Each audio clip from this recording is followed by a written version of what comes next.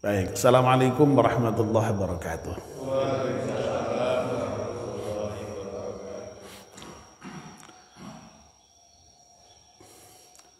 Bismillahirrahmanirrahim. Alhamdulillahi rabbil alamin. Wassalatu wassalamu ala asyrafil mursalin Sayyidina wa maulana Muhammadin wa ala alihi wa sahbihi ajma'in, amma ba'd. Ibu-ibu, bapak-bapak dan saudara sekalian, alhamdulillah ya, kita masih diberi kesempatan oleh Allah Subhanahu wa taala untuk bangun pagi, sholat subuh berjamaah, dan sekarang melanjutkannya dengan melakukan kajian subuh. Kita memohon kepada Allah Subhanahu wa taala semoga seluruh rangkaian ibadah kita di pagi hari ini diterima oleh Allah Subhanahu wa taala. Kita memohon kepada Allah Subhanahu wa taala semoga kajian subuh yang kita lakukan ini bisa menambah kualitas ilmu kita, yang insya Allah pada gilirannya juga bisa menambah kualitas iman dan amal kita. Amin ya rabbal alamin. Izinkan saya untuk pagi ini, meskipun hari Ahad, saya akan menyampaikan kajian tentang doa-doa yang penting yang diajarkan Rasulullah Sallallahu Alaihi Wasallam.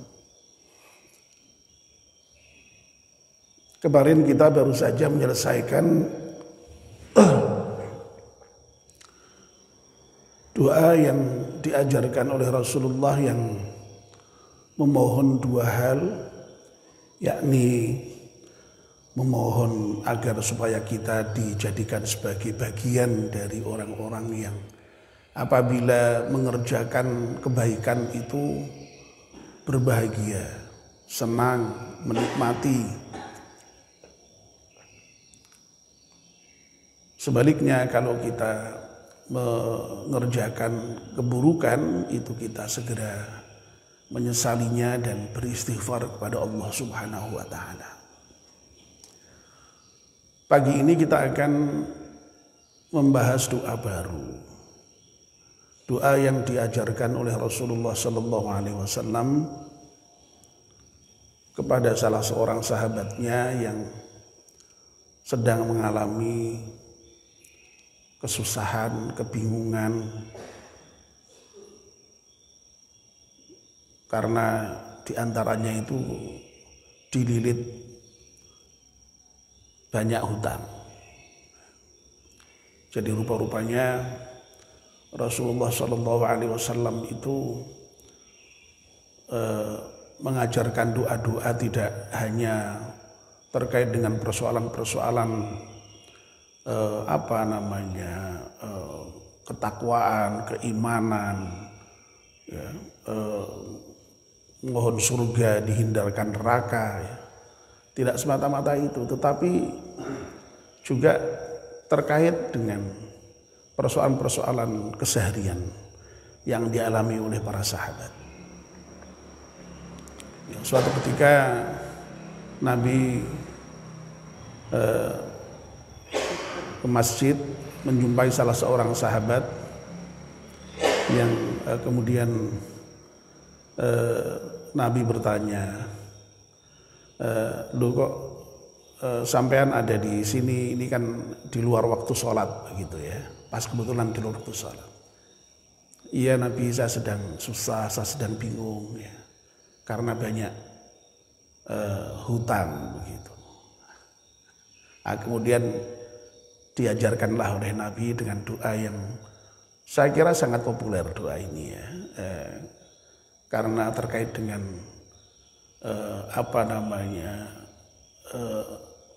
tadi lilitan hutang tadi itu. Ya.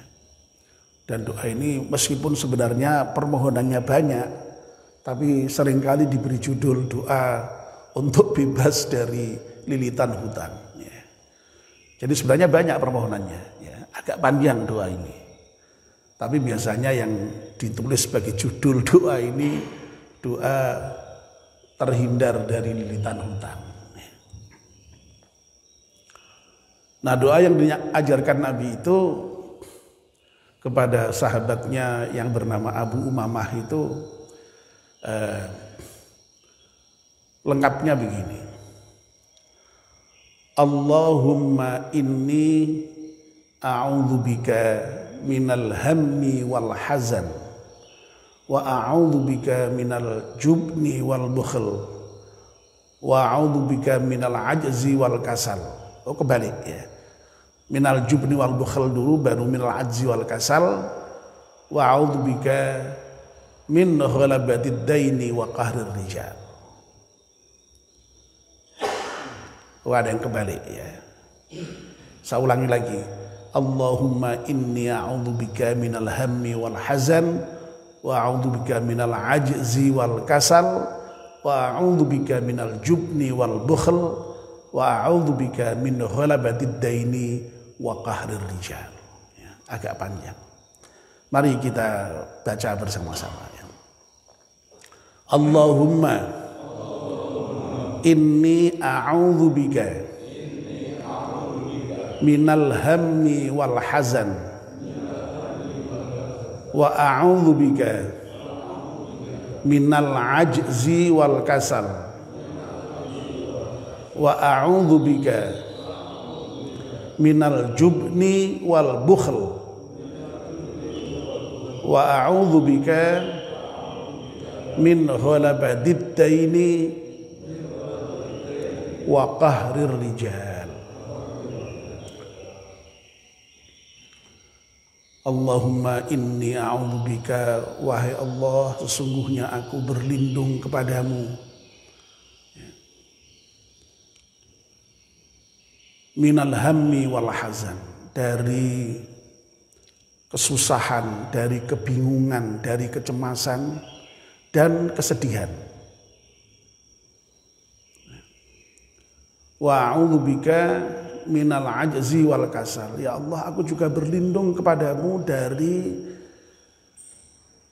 sifat lemah dan malas.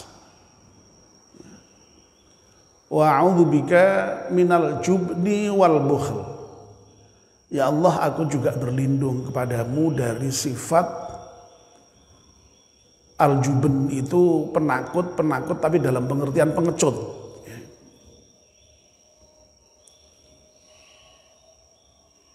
Wal bukhl, dan juga bakhil, kikir, medit. Nah, yang terakhir baru wa a'udzubika min ghalabatid daini wa qahrir rijal, dan aku mohon perlindungan darimu dari lilitan hutang dan penindasan manusia lain, dari dominasi manusia lain. Jadi cukup banyak ya permohonan yang diajarkan Nabi di dalam doa yang diajarkan kepada Abu Umamah ini. Dan dalam cerita terkait dengan doa ini ya, Abu Umamah memang kemudian setelah beberapa waktu setelah itu menginformasikan ya, terlilit hutannya itu terbebas ya. Monggo ini diamalkan ya. Karena banyak hal kita mohon perlindungan dari Allah dari banyak hal negatif ya. Jadi saya sudah beberapa kali menyampaikan ya, doa itu biasanya ya isinya itu hanya dua ya. Mohon diberi dan mohon dilindungi. Kalau mohon diberi ya, permintaannya mesti baik-baik ya. Tapi kalau minta dilindungi itu permintaannya mesti ya dilindungi dari hal yang tidak baik ya. Nah, ini kita mohon perlindungan dari hal-hal yang tidak baik tadi itu. Nah, sekarang mari kita bahas bagian yang pertama, mohon perlindungan dari sifat alham dan al-hazm. Jadi alhammu itu ya bisa diartikan sebagai kesusahan, ya, kebingungan, kecemasan. Ya. bisa bermakna banyak. Nah, kalau al-hazan itu kesedihan. Ya, makanya kita pernah mendengar istilah amul huzni, ya, itu adalah tahun ketika Nabi mengalami berbagai macam kesedihan itu. Ya, setelah ditinggal oleh Khadijah, oleh Abu Bakar, ya. Sehingga kemudian setelah itu kemudian Nabi dimi'rajkan, Isra Mi'rajkan itu. Jadi kita mohon dihindarkan, mohon dilindungi dari kesusahan dan kesedihan. Bapak dan ibu-ibu yang dimuliakan Allah Subhanahu wa taala. Agama kita, ya, agama Islam itu dari segi kebahasaan, Islam itu seakar kata dengan kata salam, ya. Yang maknanya itu ya ada keselamatan, ya, ada kedamaian, ada kesejahteraan, ya. Hal-hal yang positif yang ujungnya itu kalau orang itu berislam, ya, mestinya itu ya hidupnya bahagia, ya, hidupnya senang, baik itu di dunia, ya lebih-lebih di akhirat, ya. Jadi sekali lagi nama Islam itu sudah sebenarnya mengindikasikan itu, ya. Jadi kalau orang itu berislam itu ya seharusnya itu bahagia, senang, sejahtera, selamat, damai, ya. Itu. Makanya dalam Al-Quran itu digambarkan kalau orang itu sudah menjadi kekasih Allah, ya, menjadi wali Allah, itu oleh Allah diberi sifat tidak pernah takut, tidak pernah sedih. Ya berarti kalau tidak pernah takut, tidak pernah sedih, ya berarti ya hidupnya senantiasa senang, bahagia, tidak pernah susah gitu, ya kira-kira. Allah berfirman, ala inna awliya Allahi la khawfun alaihim wa lahum yahzanun. Ya, ketahuilah ya bahwa para wali Allah, para kekasih Allah itu tidak pernah memiliki rasa takut dan rasa sedih, rasa susah. Ya. Masih diberi tambahan lahumul busyra fil hayatid dunya wa fil akhirah. Bagi kekasih Allah itu al-busyra, kebahagiaan, kegembiraan, kesenangan fit dunya, ketika dia masih ada di dunia, wafil akhirah, dan nanti ketika di akhirat. Jadi sekali lagi orang muslim, orang yang berislam itu harusnya ya seperti itu, harusnya idealnya, ya. Dia bahagia hidupnya, ya. Senang, ya, tidak pernah susah begitu. Nah, tetapi dalam kenyataannya memang tidak seperti itu, ya. Jadi memang kenyataannya Allah itu juga suatu ketika memberikan berbagai macam ujian, berbagai macam musibah, ya. Yang itu lalu kemudian bisa jadi menjadikan orang itu lalu merasa hidupnya itu susah, hidupnya itu bingung, hidupnya itu cemas, hidupnya itu susah. Itu kenyataan hidup seperti itu. Ya. Dan dalam kaitannya dengan kondisi yang seperti itu, ya Islam itu juga mengajarkan. Jadi kalau kita mendapati orang yang susah, mendapatkan orang yang sedih, mendapatkan orang yang bingung, yang cemas, itu kita ya jangan diam. Kita ya harus bisa mengangkat kesusahannya itu, ya. Membantu membuat yang lagi susah itu menjadi bahagia. Ya. Yang cemas menjadi menjadi ya tidak cemas lagi, tenang, ya. Tidak bingung lagi, ya. Dan itulah sifat Nabi yang digambarkan dalam Al-Quran itu. Ya. Nabi itu kan digambarkan dalam Al-Quran yang sering dibaca An'am kalau berzanji itu ya, dimulai dengan ayat yang menyatakan a'udzubillahi minasyaitonir rajim, laqad ja'akum rasulun min anfusikum azizun 'alaihi ma 'anittum harisun 'alaikum bil mu'minina raufur rahim. Nabi itu memiliki sifat yang merasa berat kalau melihat penderitaan orang lain, itu ikut susah Nabi itu. Ya. Kepingin orang lain itu selamat. Dan Nabi itu dengan orang-orang mukmin itu sangat kasih, ya, sangat sayang. Jadi idealnya jangan sampai ada kesusahan, ya. Tapi kenyataannya memang banyak itu penderitaan yang dialami oleh orang itu. Banyak kesusahan yang dialami orang itu. Nah, kalau ada kesusahannya, ya diangkat kesusahannya. Ya. Kalau ada orang yang sedih ya dihibur. Ya. Ya. Makanya kita kalau ada orang meninggal diperintahkan takziah. Takziah itu menghibur. Ya. Coba bayangkan kalau ada saudara kita kena musibah kok orang sing teko blas, kira-kira piye, Pak? Sudah sedih, tambah sedih ya toh, orang sing nglayat, orang sing bantu, ya. Masya Allah, ya. Jadi meskipun dapat musibah, tapi ketika yang datang banyak, lalu kemudian membesarkan hatinya, ya.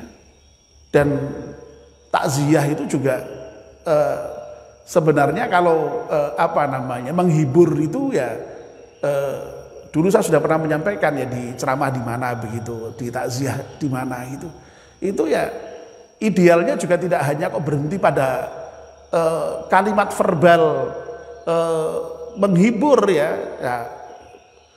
Maksudnya ya kalau memang itu yang ditakziah itu kok misalnya dalam hal secara finansial butuh dibantu, ya kalau perlu dibantu, ya. Nah, misalnya begitu, ya itu idealnya kan seperti itu idealnya, ya. Nah, itu menghibur, ya. Kalau ada yang kekurangan dibantu, ya, sehingga tidak susah lagi, ya, tidak bisa makan diberi bantuan makan, tidak susah lagi. Orang tidak bisa makan tuh susahnya bukan main, itu sedihnya bukan main, diuluri tangan supaya bisa makan, ya, dan seterusnya dan seterusnya. Dan masya Allah, ya, Nabi kita itu menyatakan kalau kita itu mau menghilangkan kesusahan seseorang, ya, membantu orang yang semula sedih menjadi bahagia, ya, karena dihilangkan kesusahannya tadi, kesedihannya tadi itu nanti Allah akan juga membalas dengan menghilangkan kesusahan orang yang membantu menghilangkan kesusahan orang lain itu dengan menghilangkan kesusahannya nanti di akhirat, ya. Nabi menyatakan man naffasa an kurbatin min kurabid dunya naffasallahu anhu kurbatan min kurabil akhirah. Jadi kalau orang itu bisa menghilangkan kesusahan orang lain ketika ada di dunia, maka Allah nanti akan membalas kepada orang yang seperti itu dengan menghilangkan kesusahannya di akhirat. Masya Allah itu.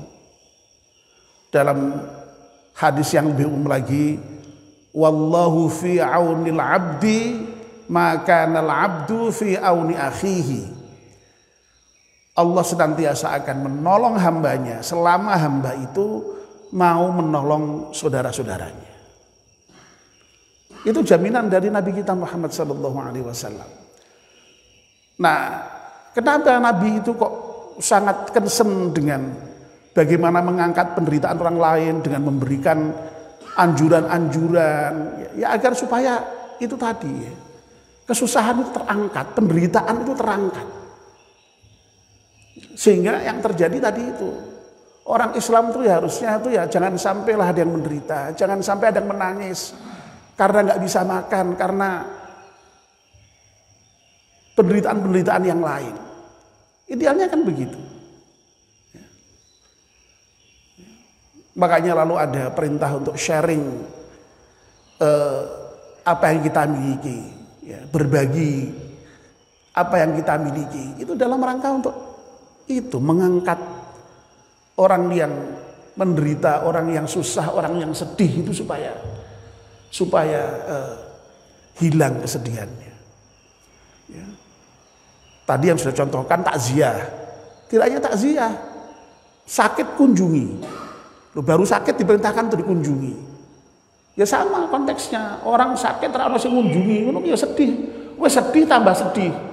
Nah dengan dikunjungi merasa terangkat motivasinya, kesedihannya berkurang. Masya Allah ya, luar biasa ya, luar biasa.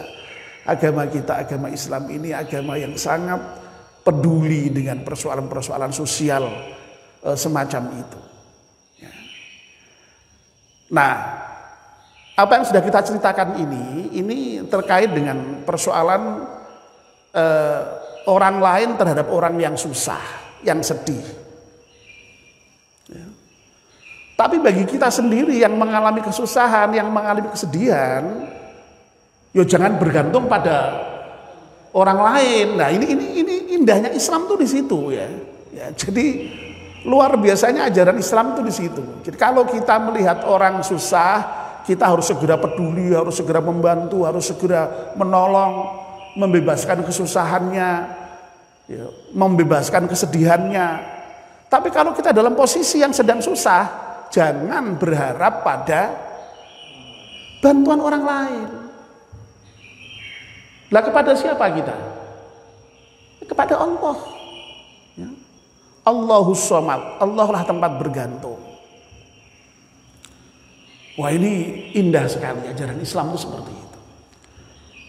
Dengan kata lain bahwa hendaknya di dalam diri kita itu ada semacam mekanisme pertahanan diri. Ya.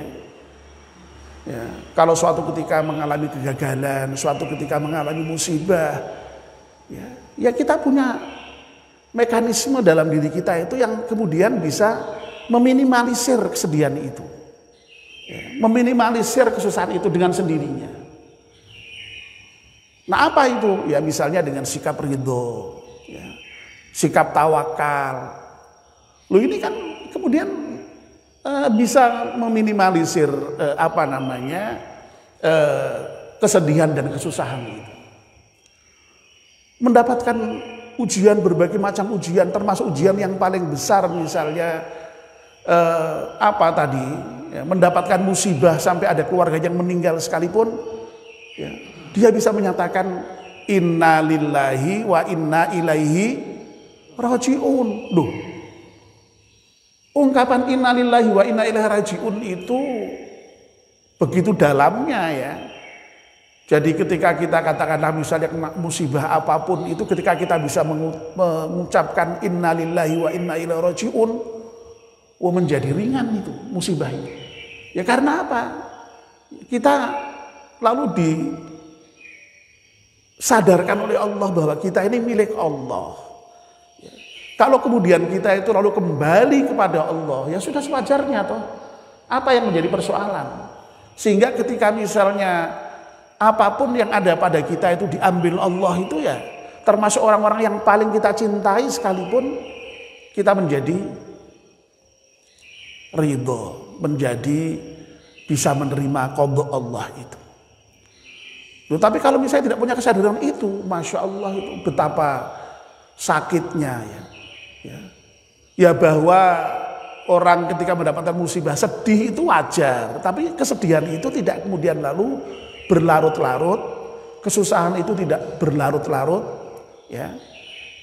Dan sekali lagi itu bisa